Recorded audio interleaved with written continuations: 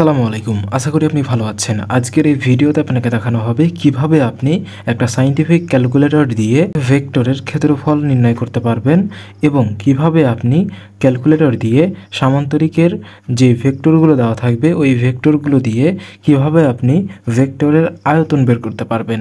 ওকে, তো চলুন আমরা ভিডিওটি শুরু করি। আমরা প্রথমত 1 নম্বর যে কোয়েশ্চেনটা দেখতে পাচ্ছেন সেটা হচ্ছে এ ভেক্টর বি ভেক্টর, দুইটি ভেক্টর দেওয়া আছে এ ও বি ভেক্টর একটি সামান্তরিকের দুটি সন্নিহিত বাহু নির্দেশ করলে সামান্তরিকটির ক্ষেত্রফল কত বা ক্ষেত্রফল নির্ণয় করো। আমরা প্রথমত ক্যালকুলেটরটি অন করব। ক্যালকুলেটর অন করার পর আমরা ভেক্টর মোডে যাব। সো কীভাবে ভেক্টর মোডে যাব, মোড বাটনে ক্লিক করব, তারপরে 8 নম্বরে দেখতে পাচ্ছি ভেক্টর। সো আমরা 8 প্রেস করব। 8 প্রেস করার পর আমরা এখন ভেক্টর এ সেভ করব। মনে রাখবেন আপনাকে প্রত্যেকটা ভিডিওতে, অর্থাৎ আমাদের যে বিগত ভিডিওগুলো আপলোড করা হয়েছে প্রত্যেকটা ভিডিওতে আমি যে দুটি কথা বলেছি সেটা হচ্ছে আপনি যখন ভেক্টর নিয়ে অর্থাৎ ভেক্টরের যখন গাণিতিক সমস্যা সমাধান করবেন তখন আপনার প্রথম কাজ হবে ভেক্টরগুলোকে আগে ক্যালকুলেটরে ইনপুট দেওয়া। ওকে, তো আমরা এখন সেই কাজটি করব। তো প্রথমেই আমরা এ ভেক্টর সেভ করব। সো কীভাবে সেভ করব, আমরা এখন 1 প্রেস করব। এখন আমরা আমাদের ভেক্টরের দিকে তাকাবো যে আমাদের ভেক্টরে একক ভেক্টর কতটি রয়েছে। সো দেখুন আমাদের এ ভেক্টরে দুইটি একক ভেক্টর রয়েছে, তাই না? সো আমরা কত প্রেস করব? 2 প্রেস করব। ওকে, সো আমরা 2 প্রেস করলাম। এখন আমরা একক ভেক্টরের সাথে যেই সংখ্যাগুলো রয়েছে সেই সংখ্যাগুলো জাস্ট ইনপুট করে দেব, তাহলে আমাদের ভেক্টরগুলোকে সেভ করতে পারবো। সো আমরা 1 নম্বরে এ ভেক্টরে দেখতে পাচ্ছি 4i²। সো আমরা 4 লিখব, তারপরে এই ইকুয়ালস টু বাটনে একটা চাপ দিব, তারপরে আমরা 3 লিখব, ইকুয়ালস টু বাটনে চাপ দিব। এখন আমরা এসি বাটনে ক্লিক করে বের হয়ে যাব। তারপর আমরা এখন বি ভেক্টর সেভ করব। সো কীভাবে, আপনি কিন্তু এখান থেকে আর বি ভেক্টরটা সেভ করতে পারবেন না।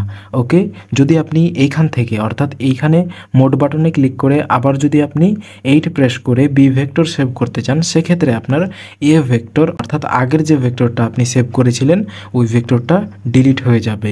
সো তার জন্য আমরা এইখানে প্রেস করব। মনে রাখবেন যে ভেক্টরের যাবতীয় সব গাণিতিক সমস্যার সমাধান এবং যাবতীয় সব বাটন বা মোড পাওয়া যায় দুইটি বাটনে, একটা হচ্ছে এই শিফট এবং অন্যটি হচ্ছে এই 5। ওকে, সো আমরা এখন শিফট এবং 5 প্রেস করব। প্রেস করার পর আমরা এখন নতুন করে কোনো ভেক্টর অ্যাড করতে যাচ্ছি। সো আর এইগুলো সম্পর্কে আমরা পর্ব ওয়াইজ অর্থাৎ আমরা বিগত যে পর্বগুলো দেখিয়েছি ওই সকল পর্বতে এই সকল বিষয়ে অর্থাৎ এই সকল মোড বিষয়ে যাবতীয় সব ইনফরমেশন দেওয়া আছে। আপনারা চাইলে এই ভিডিওর ডেসক্রিপশন বক্সে চেক করতে পারেন, আমি লিংক দিয়ে দিব।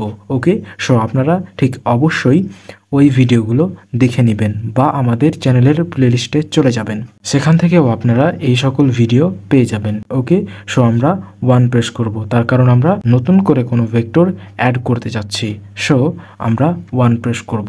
1 প্রেস করার পর আমরা বি ভেক্টর সেভ করতে যাচ্ছি। সো আমরা 2 প্রেস করব। 2 প্রেস করার পর আমরা এখন দেখব আমাদের ভেক্টরে কত মাত্রিক একক ভেক্টর রয়েছে। সো দেখুন আমাদের ভেক্টরে দ্বিমাত্রিক একক ভেক্টর রয়েছে। সো আমরা 2 প্রেস করব। 2 প্রেস করার পর আমরা একক ভেক্টরের সাথে যে সংখ্যাগুলো রয়েছে সেই সংখ্যাগুলো ইনপুট দিব। প্রথমেই রয়েছে -2। সো আমরা -2 লিখলাম। এখন আমরা সমান চিহ্নতে একটা ক্লিক করব, তারপরে রয়েছে 5 ইকুয়ালস টুতে ক্লিক করব, তারপর আমরা এসি বাটনে ক্লিক করে বের হয়ে যাব। ওকে, এখন আমাদের ভেক্টর এ এবং ভেক্টর বি ইনপুট দেওয়া শেষ। কিন্তু আপনার যে সূত্রটি রয়েছে অর্থাৎ আমরা জানি যারা ফিজিক্স মোটামুটি পড়ি তারা আমরা জানি যে ভেক্টর অধ্যায়ের সন্নিহিত বাহু দেওয়া থাকে এবং সেখানে যদি বলে যে ক্ষেত্রফল নির্ণয় করো সেক্ষেত্রে আমাদের সূত্রটা হয় এ ভেক্টর ক্রস বি ভেক্টরের মান। ওকে, সো আমরা সেই জিনিসটাই কিন্তু আমাদের ক্যালকুলেটরে ইনপুট দিব। মনে রাখবেন, আমরা যদি ক্যালকুলেটর দিয়ে কোনো ভেক্টরের মান বের করতে চাই তখন আমাদের প্রথম কাজটা হবে শিফট এবং এই HIP-তে একটা চাপ দেওয়া। ওকে, সো আমরা এখন যেই কাজটুকু করব সেটা হচ্ছে যে এ ভেক্টর ক্রস বি ভেক্টরটা নিয়ে আসব।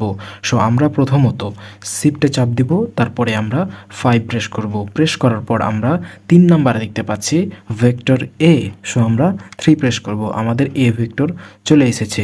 আপনাকে আরও একটি কথা বলে নিই, সেটা হচ্ছে যে আমরা যখন কোনো ভেক্টর নিয়ে কাজ করব, ভেক্টর নিয়ে কাজ করার আগে আপনাকে প্রথমত অর্থাৎ আপনার প্রথম কাজ হবে যে ভেক্টরগুলোকে আগে ক্যালকুলেটরে ইনপুট দেওয়া। এটা মাস্ট করতেই হবে। ওকে, সো আসুন এখন আমরা ক্রস চিহ্ন দিব, অর্থাৎ গুণন দিব বা ক্রস চিহ্ন দিব। ক্রস চিহ্ন দেওয়ার পর আমরা এখন ভি ভেক্টর নিয়ে আসব। সো কীভাবে?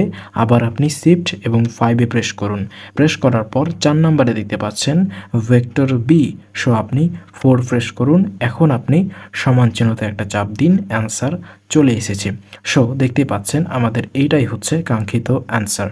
সো চলুন এখন আমরা পরবর্তী যে অঙ্কটা বা পরবর্তী যে গাণিতিক সমস্যাটা সেটা সমাধান করি। পরবর্তী গাণিতিক সমস্যার সমাধানে দেখতে পাচ্ছেন আপনি এ ভেক্টর এবং ভি ভেক্টর একটি সামান্তরিকের দুটি কর্ণ নির্দেশ করে, অর্থাৎ এ একটা ভেক্টর এবং এ একটা ভেক্টর একটি সামান্তরিকের দুটি কর্ণ নির্দেশ করে। সামান্তরিকের ক্ষেত্রফল কত হবে? মনে রাখবেন, যদি সামান্তরিকের কর্ণ দেওয়া থাকে কোনো প্রশ্নে এবং সেখানে যদি বলে ক্ষেত্রফল নির্ণয় করতে, তখন আমাদের যে সূত্রটা হয় সেটা হচ্ছে হাফ গুণিত এ ভেক্টর ক্রস বি ভেক্টরের মান। জাস্ট এখানে হাফ অর্থাৎ 1/2টা গুণ দিতে হবে বা কাজে লাগাতে হবে। ওকে, সো চলুন এখন আমরা এই প্রশ্নের অ্যান্সারটা দেখে আসি বা কিভাবে ক্যালকুলেটর দিয়ে করা যায় সেটা দেখে আসি। চলুন এখন আমরা 2 নম্বর প্রশ্নটা সমাধান করি। সো প্রথমত আমরা আমাদের ক্যালকুলেটরটিকে রিসেট করে নিব। সো কীভাবে? শিফটে চাপ দেব, তারপর 9 প্রেস করব, তারপর 1 প্রেস করব, তারপর সমান চিহ্নতে ডাবল ক্লিক করব। দেখুন এখন আমরা ভেক্টরগুলোকে সেভ করব বা ইনপুট দেব। সো কীভাবে? আমরা প্রথমত মোড বাটনে ক্লিক করব। ক্লিক করার পর আমরা 8 প্রেস করব। 8 প্রেস করার পর আমরা ভেক্টর এ সেভ করব, তার জন্য 1 প্রেস করব। 1 প্রেস করার পর এখন খেয়াল করুন এখানে কিন্তু 3টি একক ভেক্টর রয়েছে। সো তার জন্য আমরা 1 প্রেস করব এবং এখানে দেখতে পাচ্ছিলেন 2টি একক ভেক্টর রয়েছে, সেই জন্য আমরা 2 প্রেস করেছিলাম। সো এই জন্য আমরা এখানে কত প্রেস করব? 1 প্রেস করব। এখন আমরা একক ভেক্টরের সাথে যে সংখ্যাগুলো রয়েছে ওই সংখ্যাগুলো ইনপুট দিব। এখানে রয়েছে 3 ইকুয়ালস টু, তারপরে রয়েছে 2 ইকুয়ালস টু, আবার 2 ইকুয়ালস টু। এখন আমরা এসি বাটনে ক্লিক করে বের হয়ে যাব। ঠিক একই নিয়মে এখন আমরা ভেক্টরে বি সেভ করব, কিন্তু কিভাবে? শিফটে চাপ দেব, তারপরে আমরা 5 প্রেস করব। প্রেস করার পর 1 প্রেস করব। 1 প্রেস করার পর আমরা ভেক্টর বি সেভ করতে যাচ্ছি, সেজন্য আমরা 2 প্রেস করব। প্রেস করার পর আবার আমরা 1 প্রেস করব, তার কারণ এখানে একক ভেক্টর 3টি। সো একক ভেক্টরের সাথে যে সংখ্যাগুলো রয়েছে সে সংখ্যাগুলো ইনপুট দিব।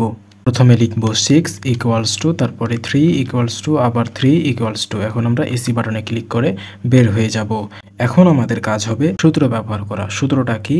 হাফ গুণিত এ ভেক্টর ক্রস বি ভেক্টরের মান। সো আমরা হাফ লিখব কিভাবে? 1/2 দিতে পারেন, অথবা আপনি 1/2 দিতে পারেন, এটাও আপনি দিতে পারেন। ওকে, সো এখন আপনার কাজ হবে একটা এই গুণ চিহ্নতে ক্লিক করা। গুণ চিহ্নতে ক্লিক করার পর আপনি যখন ভেক্টরের কাজ করবেন তখন আপনার প্রথম কাজ হবে এই শিফট বাটনে ক্লিক করা। ক্লিক করার পর আপনার কাজ হবে এই HIP-তে ক্লিক করা। ওকে, ক্লিক করার পর এখন আপনি যে ভেক্টরগুলোর মান বের করতে যাচ্ছেন ওই ভেক্টরগুলোকে নিয়ে এসে এখানে ইনপুট দিতে হবে। সো কিভাবে? আপনি এখন ভেক্টর এ নিয়ে আসবেন। সো শিফট বাটনে চাপ দেওয়ার পর আমরা এখন 5 প্রেস করব। এখন আমরা ভেক্টর এ নিয়ে আসব, সেজন্য আমরা 3 প্রেস করব। প্রেস করার পর আমরা একটা ক্রস চিহ্ন দিব। ক্রস চিহ্ন দেওয়ার পর এখন আমরা ভেক্টর বি নিয়ে আসব। সো কিভাবে? আবার আমরা শিফট চিহ্নতে চাপ দেব, তারপরে আমরা ভেক্টর বি নিয়ে আসব, তারপরে আমরা 5-এ চাপ দিব। এখন আমরা 4 প্রেস করব।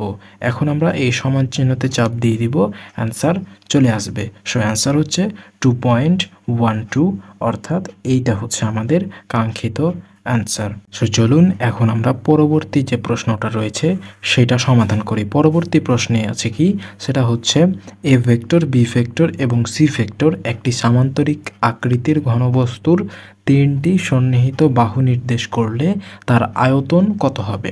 সো এখানে আমাদের ভেক্টরগুলোর আয়তন নির্ণয় করতে বলেছে। তো আপনার প্রথম কাজ হবে কি, যে ক্যালকুলেটরে প্রথমত আপনার এই 3টি ভেক্টর, এইটা এটা এবং এইটা, এই ভেক্টরগুলোকে আগে ক্যালকুলেটরে ইনপুট দিতে হবে। আমি যেভাবে দেখিয়েছি এভাবেই ইনপুট দিবেন। এখানে কিন্তু 3টি একক ভেক্টর রয়েছে, সো আপনি সেভাবেই ইনপুট দিবেন। ওকে, দেখুন এখন আমাদের কাজ হবে সূত্র ইউজ করা। আমি কিন্তু এই ভেক্টরগুলোকে, অর্থাৎ এই ভেক্টর, এই ভেক্টর, এই ভেক্টরগুলোকে আগে ক্যালকুলেটরে ইনপুট দিয়ে দিয়েছি। আপনারা ঠিক একই নিয়ম ফলো করে এই ভেক্টরগুলোকে আগে ইনপুট দিয়ে দিবেন। ইনপুট দিয়ে দেওয়ার পর আমরা এখন সূত্র ইউজ করব। সো কীভাবে সূত্র ইউজ করব বা সূত্রটা কি, সেটা হচ্ছে আমরা যে সূত্রটা ইউজ করব সেটা আপনি স্ক্রিনে দেখতে পাচ্ছেন।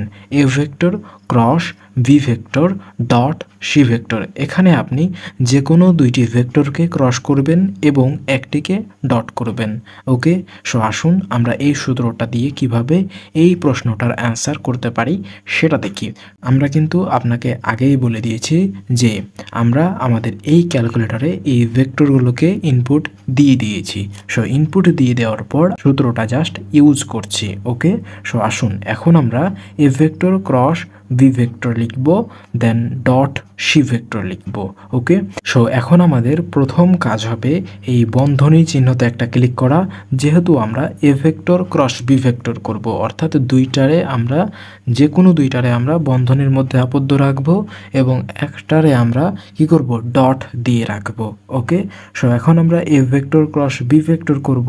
সো আমাদের এ ভেক্টর লাগবে। সো কিভাবে, শিফট তারপরে 5 প্রেস করব। এখন আমরা এই ভেক্টর নিয়ে আসবো, অর্থাৎ ভেক্টর এ নিয়ে আসবো। সো 3 প্রেস করব। প্রেস করার পর আমরা ক্রস দিব। ক্রস দেওয়ার পর আমরা কি করব, আবার শিফট এবং 5 প্রেস করব। বি ভেক্টর নিয়ে আসবো, আমরা 4 চাপ দেব। এখন আমরা আরও একটা বন্ধনী দিয়ে ঘিরে দিব। এখন আমরা ডট নিয়ে আসব। সো ডট কোথায় পাবো, শিফট এবং 5 চাপ দেব। তারপরে 7 নম্বরে আপনি দেখতে পাচ্ছেন ডট। সো আমি 7 প্রেস করব, ডট চলে এসেছে। সো এখন আমরা ভেক্টর সি নিয়ে আসব, শিফট 5। এখন আমরা 5 নম্বরে দেখতে পাচ্ছি ভেক্টর সি। সো আমরা 5 প্রেস করব। এখন আমরা সরাসরি এই সমান চিহ্নতে প্রেস করব। সমান চিহ্নতে প্রেস করা মাত্রই অ্যান্সার চলে এসেছে। সো অ্যান্সার হচ্ছে -39। এখানে আপনি প্লাসও ইউজ করতে পারেন, তার কারণ এটা আয়তন, তাই প্লাস মাইনাস দুটোই বলা যায়। সো এই ছিল ভিডিওটি ভালো লাগলে অবশ্যই ভিডিওটিতে একটা লাইক দিবেন এবং চ্যানেলে নতুন দর্শক হয়ে থাকলে চ্যানেলটি সাবস্ক্রাইব করে নেবেন। তো দেখা হচ্ছে পরবর্তী নেক্সট ভিডিওতে। ততক্ষণ পর্যন্ত ভালো থাকবেন, সুস্থ থাকবেন। খোদা হাফেজ।